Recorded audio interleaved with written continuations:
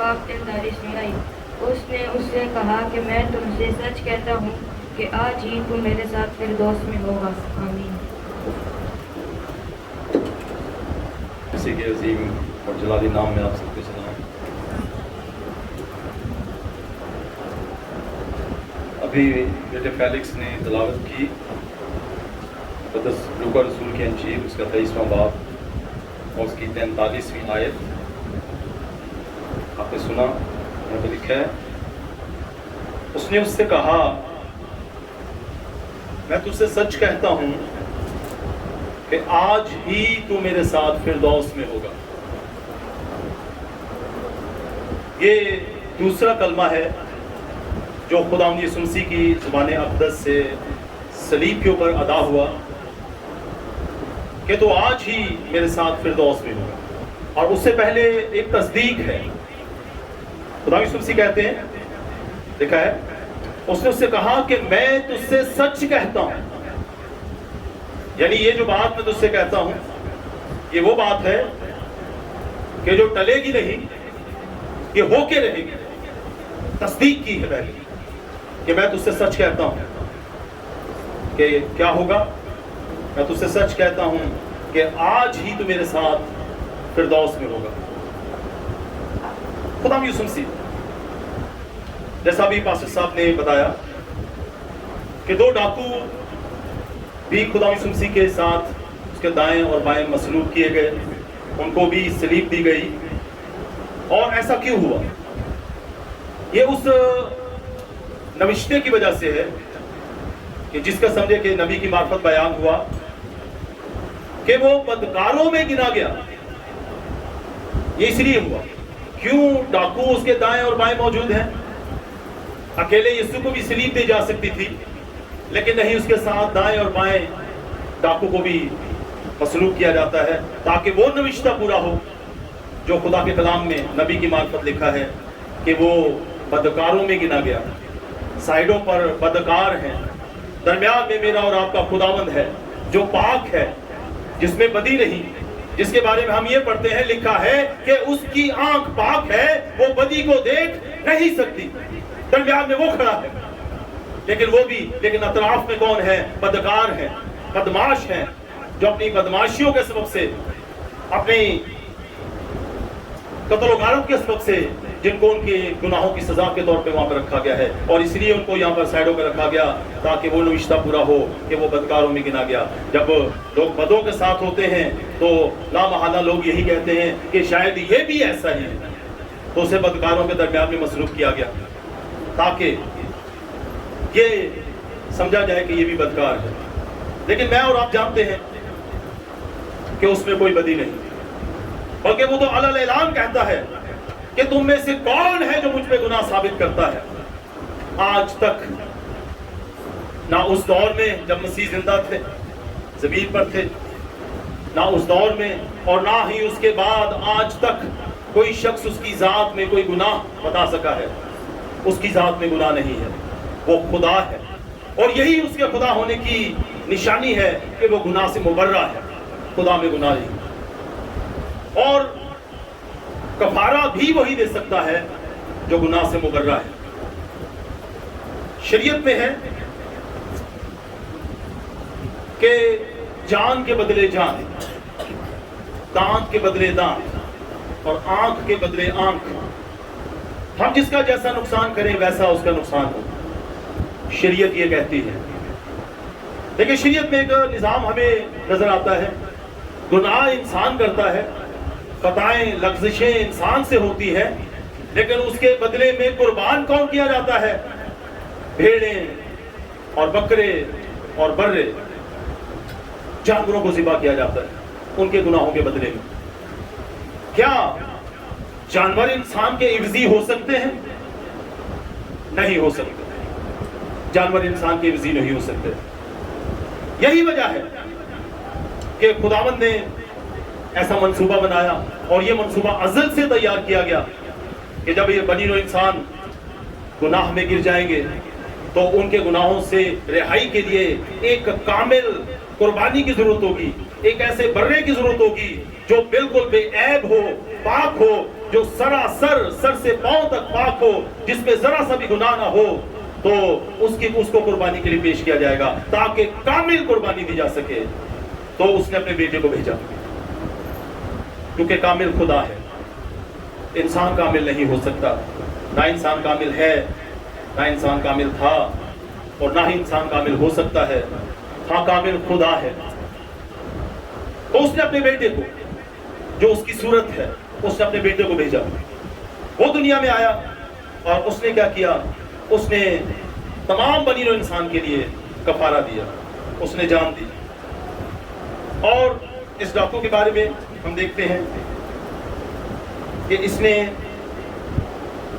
دو ڈاکوؤں کا یہاں پر ہم جب موازنہ کرتے ہیں، ایک ڈاکو وہ ہے جو ہجوم کے ساتھ مل کر خدا یسوع مسیح کی ملامت کرتا ہے، مذمت کرتا ہے، لعن طعن کرتا ہے۔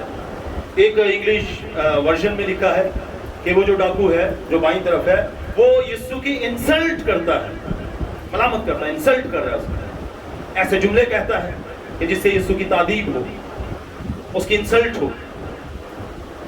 لیکن دوسرا جو بائیں طرف ہے، لگتا ہے شاید اس کو حالات نے کچھ ایسا مجبور کیا کہ یہ ڈاکو بن گیا، لیکن لگتا ہے کہ یہ فی الحقیقت یہ اس کے اندر انسانیت زندہ تھی، یہ کوئی اچھا انسان تھا جو حالات سے مجبور ہو کر بدی میں پڑ گیا، لیکن اس کی انسانیت مری نہیں ہے۔ تو یہ کہتا ہے اس نے پہچان لیا، اس نے پہچان لیا ہے، اور اس نے پہچان کر پہلے تو اس نے اپنے ساتھی کو روکا، اس نے اس سے کہا کہ بھائی ہماری سزا تو واجبی ہے، ہم نے قتل کیے ہیں، ہم نے چوریاں کی ہیں، ہم نے ڈاکے ڈالے ہیں، ہم نے انسانوں کو مارا ہے، ہماری سزا واجبی ہے، ہم مجرم ہیں، ہماری سزا یہی بنتی تھی، تو ہماری سزا تو واجب ہے، لیکن جس پر تو تانے کستا ہے، جس پر تو آواز لگا رہا ہے، یہ یہ بے عیب ہے، اس میں کوئی گناہ نہیں ہے، اس میں کوئی گناہ نہیں ہے۔ تو ہم تو اپنے کیے کی سزا پاتے ہیں، لیکن اس میں کوئی برائی نہیں، اس نے کوئی برائی نہیں کی ہے۔ لہٰذا اس نے پہلے اس کو چپ کروایا اور ساتھ میں باور کیا، اس کو بھی باور کروایا کہ بھائی ہم غلط ہیں لیکن یہ شخص راستہ باز ہے۔ اور اس کے بعد پھر وہ خدا یسوع مسیح کی ذات کو پہچانا ہے، اس نے اس کی ذات کو پہچانا ہے، اور اس نے اس کی ذات کو پہچان کر اس نے پھر اس کے سامنے مناجات رکھی ہے، اپنی درخواست رکھی ہے۔ جیسا کہ ہم نے سنا، لکھا ہے یسوع نے اس سے کہا، اور اس سے پہلے جو ڈاکو نے کہا وہ اگر ہم پڑھیں، اس نے کہا کہ اے یسوع، پھر اس نے اس سے کہا اے یسوع، جب تو اپنی بادشاہی میں آئے تو مجھے یاد کرنا۔ تو ڈاکو خدا سے کہتا ہے کہ جب تو اپنی بادشاہی میں آئے تو مجھے یاد کرنا۔ ثابت ہوتا ہے کہ اس بندے نے اس مشکل میں، مصیبت کے عالم میں بھی اس نے کیا کیا؟ اس نے مسیح کی شخصیت کو، اس کے اختیار کو، اس کی قدرت کو پہچان لیا ہے۔ اس نے جان لیا ہے کہ یہ جو صلیب پر لٹکا ہوا ہے، جو دنیا کو مارا اور کوٹا ہوا نظر آ رہا ہے، جو دنیا کو کچھ بھی دکھائی نہیں دے رہا ہے، یہ بادشاہ۔ اس نے اس کی قدرت کو پہچان لیا، اس نے اس کے اختیار کو پہچان لیا، اور چونکہ وہ پہچان گیا ہے تو اس لیے پھر وہ کہتا ہے کہ جب تو اپنی بادشاہی میں آئے تو مجھے یاد کرنا۔ خدا یسوع مسیح نے جب اپنی خدمت کا آغاز کیا تو اس نے کیا کہا؟ تو لکھا ہے، اگر ہم لوکا رسول کی انجیل اس کے 4 باب و 23 آیت میں دیکھیں تو اس میں لکھا ہے کہ اس نے، یعنی یسوع نے، اس نے خوشخبری کی منادی کی۔ تو خدا یسوع مسیح نے منادی کی ہے تو کس چیز کی؟ اس نے بادشاہی کی خوشخبری کی منادی کی، بادشاہی کی خوشخبری کی منادی۔ تو یہ بادشاہی کی خوشخبری کی منادی کیا ہے؟ بادشاہی کی خوشخبری کی منادی یہ ہے کہ بھائی وہ جو بادشاہوں کا بادشاہ ہے، جو آسمانوں کا وارث ہے، وہ تمہارے درمیان میں آ گیا ہے، وہ تمہارے درمیان میں اتر آیا ہے۔ یہ خوشخبری ہے کہ وہ بادشاہ جو آسمانوں میں ہے، جو تخت پر بیٹھتا ہے, جس کے حضور کروبی جھکے رہتے ہیں, اپنی نگاہ اٹھانے کی جرات نہیں کرتے, وہ بادشاہ زمین پر اتر آیا. یہ خوشخبری سنائی گئی, یہ خوشخبری سنائی گئی. اور پھر جب اس نے اپنے شاگردوں کو بھیجا, لوکا رسول کی انجیل 10واں باب نامی آیت میں, تو اس نے ان کو بھی یہی کہہ کے بھیجا کہ خدا کی بادشاہی, جا کے لوگوں کو خبر دو کہ خدا کی بادشاہی تمہارے نزدیک آ گئی. خدا کی بادشاہی نزدیک آ گئی.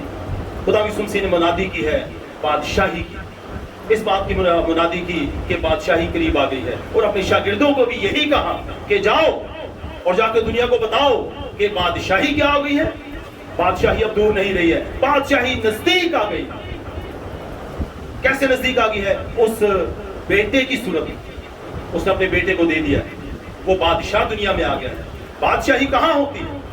بادشاہی وہاں ہوتی ہے جہاں بادشاہ ہوتا ہے. جہاں بادشاہ نہیں وہاں بادشاہی نہیں.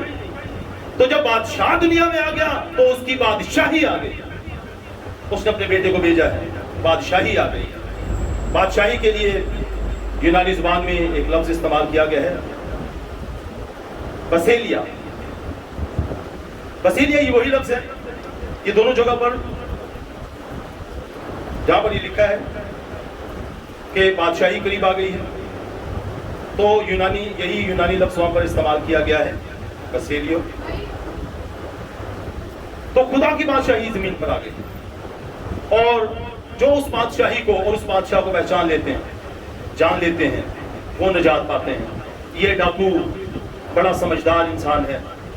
میں سمجھتا ہوں کہ یہ ڈاکو بہت سمجھدار ہے کہ اس نے بھلے آخری لمحوں پر, لیکن اس نے خدا کو پہچان لیا, اس نے بادشاہ کو پہچان لیا ہے. اور جب اس نے بادشاہ کو پہچان لیا ہے تو پھر یہ انعام کا حقدار بن گیا ہے. اس کو میں ایک دو دوبارہ پڑھتا ہوں حوالہ کو. لوکا رسول کی انجیل اس کا 23واں باب اور اس کی 43ویں آیت لکھا ہے. اس نے اس سے کہا, میں تجھ سے سچ کہتا ہوں کہ آج ہی تو میرے ساتھ فردوس میں ہوگا. تو خدا یسوع مسیح سے کہتے ہیں, جب اس نے اس کے اختیار کو پہچان لیا, بادشاہ کو جان لیا کہ یہی بادشاہ ہے, تو پھر دیر نہیں رہی. پھر خداوند نے کہا کہ اب تو نے پہچان لیا ہے, تو نے مجھے جان لیا ہے اور میری ذات کو مان اور تسلیم کر لیا ہے, اس لیے اب تو آج ہی, اب کوئی دور کی بات نہیں ہے, اب کوئی 10 سال نہیں لگیں گے, 20 سال نہیں لگیں گے, اب کیا ہوگا, آج ہی تو میرے ساتھ فردوس میں ہوگا. اور خداوند کہتا ہے اور ہو جاتا ہے. جب اس نے شروع میں کہا روشنی ہو جا تو روشنی ہو جاتی ہے. وہ کہتا ہے نیر بن جائیں, نور بن جائیں, چاند اور سورج بن جاتے ہیں. وہ جو کہتا ہے ہوتا چلا جاتا ہے. اس نے کہہ دیا ہے تو میرے ساتھ فردوس میں ہوگا, تو فردوس میں پہنچ گیا. ہاللیلویا. آئیں ہم اپنے سروں کو جھکائیں, ہم اس بادشاہ کو پہچانیں, اس کی ذات پہ غور کریں جو ہمیں آسمانوں کے آسمان میں لے جانے کی